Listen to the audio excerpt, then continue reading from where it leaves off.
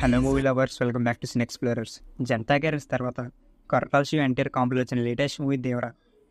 ఈ మూవీ ఎలా ఉంది, బాగుందే లేదా అని మాట్లాడుకునే ముందు ఈ మూవీ మీద ఎక్స్పెక్టేషన్స్ అన్ని ఒక వీడియో చేసాం. చూడలేని వాళ్ళంటే చూసేయండి. ఇంకా ప్లాట్ విషయానికి వస్తే సింపుల్గా స్పాయిలర్స్ లేకుండా చెప్పేస్తా. దేవరా బైరా కలిసి ఉండేవాళ్ళు. ఒక ఇష్యూ వల్ల వాళ్ళ క్లాష్ వస్తుంది. ఆ ఇష్యూ ఏంటి అని కథలోనే ఒక మెయిన్ క్యారెక్టర్ కనిపించుకుని వెళ్ళిపోతాడు. అతను ఎవరు, చివరికి ఈ కథ ఎలా అంటే ఏంది, ఇవన్నీ తెలుసుకోవాలనుకుంటే ఈ సినిమా చూడాల్సిందే. ఫస్ట్ ఆఫ్ విషయానికి వస్తే ఒక డిఫరెంట్ వేలో ఒక పోర్షన్తో స్టార్ట్ అవుతుంది. ఎన్టీఆర్ ఇంట్రడక్షన్తో కొరటాల శివ దేవరా వరల్డ్ మూవీలోకి తీసుకెళ్తారు. ఆ వరల్డ్లో ఉన్న క్యారెక్టర్స్, కాన్ఫ్లిక్ట్స్ ఇవన్నీ బాగా ఎస్టాబ్లిష్ చేసి స్లోగా అన్నీ సెర్చ్ చేస్తూ ఒక ఇంటెన్స్ డ్రామాలోకి వెళ్తుంది. రాబరీ సీన్స్, యాక్షన్ బ్లాగ్స్, టెర్సీ బిల్డప్ చేయడం ఇవన్నీ ఫ్యాన్స్కి మంచి ఫీస్ట్ ఇచ్చేలా అనిపిస్తాయి. మేజర్ పార్ట్ అంతా ఎంగేజింగ్గా, గ్రిప్పింగ్గా వెళ్తుంది.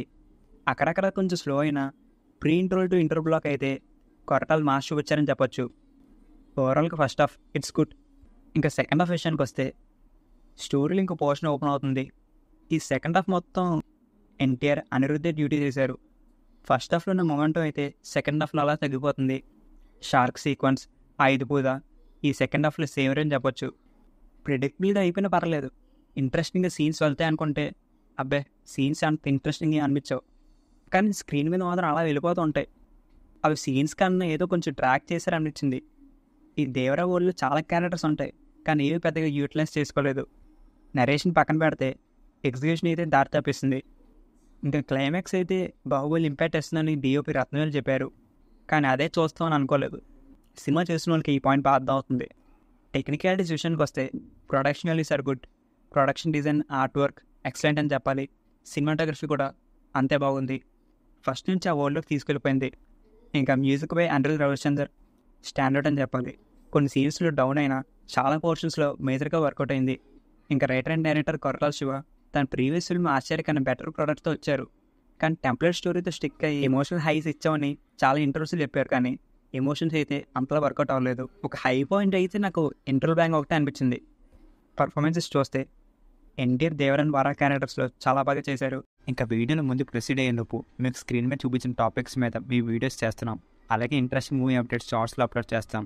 నచ్చితే లైక్ చేసి సబ్స్క్రైబ్ చేయండి. మూవీ అప్డేట్స్ యూట్యూబ్లో కన్నా ట్విట్టర్, ఇన్స్టాగ్రామ్, ఫేస్బుక్లో అఫీషియల్ అనౌన్స్మెంట్ కన్నా ముందు పోస్ట్ చేస్తాం. మీకు ఇంట్రెస్ట్ ఉంటే డిస్క్రిప్షన్లో లింక్ ఉంది, అది క్లిక్ చేసి వెంటనే ఫాలో కొట్టేయండి. మా రేంజ్ ప్రమోషన్స్ అయిపోయి ఇంకా వీడియోలోకి వెళ్ళిపోదాం. ఇంకా లాక్కండి తెగుద్ది. నాకు అదే అనిపిస్తుంది. జాన్వీ కపూర్ రోల్ అయితే లిటరలీ వేస్ట్ చేశారు. అమాయకం ఇరికించం అన్నట్టు ఈ పోర్షన్ పెట్టి సాంగ్ ఏది పెట్టేసి అంతే, అందువెంచి చేయలేదు. యాక్టింగ్ స్కోప్ ఉన్న రోల్ అయితే కాదు. సైఫ్ అలీ ఖాన్కి ఇంటెన్స్గా ఒక రోల్ అయితే పడింది, కానీ ఫస్ట్ హాఫ్లో ఒక హైగా ఉంటుంది. ఇంకా సెకండ్ హాఫ్కి వచ్చేసరికి ఆ రోల్లో అంత ఇంటెన్స్ అనిపించలేదు. సైఫ్ అలీ ఖాన్ కూడా బాగా చేశారు. ఇంకా remaining actors like Prakash Raj, Tom Shine Chacko, Murali Sharma, Srikanth and others వాళ్ళ రోల్స్ సెకండ్ బాగా చేశారు. ఇంకా పాజిటివ్స్, నెగిటివ్స్ చూస్తే positives NTR, 2 action blocks, Anirudh music, cinematography, dialogues and interval. ఇంకా నెగిటివ్స్ విషయానికి వస్తే ఎమోషనల్ సీన్స్ వర్కౌట్ అవ్వకపోవడం, సెకండ్ హాఫ్ ప్రెడిక్టబుల్ స్టోరీ. ఓవరాల్గా సినిమా బాగుందా లేదా చూడొచ్చలేదు విషయానికి వస్తే మాకు కొత్త కథ ఏం వద్దు, రొటీన్ స్టోరీ అని పర్లేదు, కొన్ని మాస్ మూమెంట్స్ ఉంటే చాలు అనుకుంటే ఈ సినిమాకి అయితే వెళ్ళండి. నేనైతే ఎక్స్పెక్టేషన్ వీడియోలో చెప్పినట్టు ఒక పర్ఫెక్ట్ కమర్షియల్ బాంబుని ఎక్స్పెక్ట్ చేశా, కానీ ఒక యావరేజ్ ఫ్లిక్ అయితే వచ్చింది. నేను ఈ మూవీకి 73% గ్రీన్ అండ్ 28% రేట్ ఇస్తున్నాం. మీరు ఈ సినిమా చూసినట్టయితే మీ రేటింగ్ ఏంటో మా కమెంట్ సెక్షన్లో కామెంట్ చేయండి. నెక్స్ట్ వీడియోతో మేము ముందుకు వచ్చేస్తాం. అంతవరకు టాటా.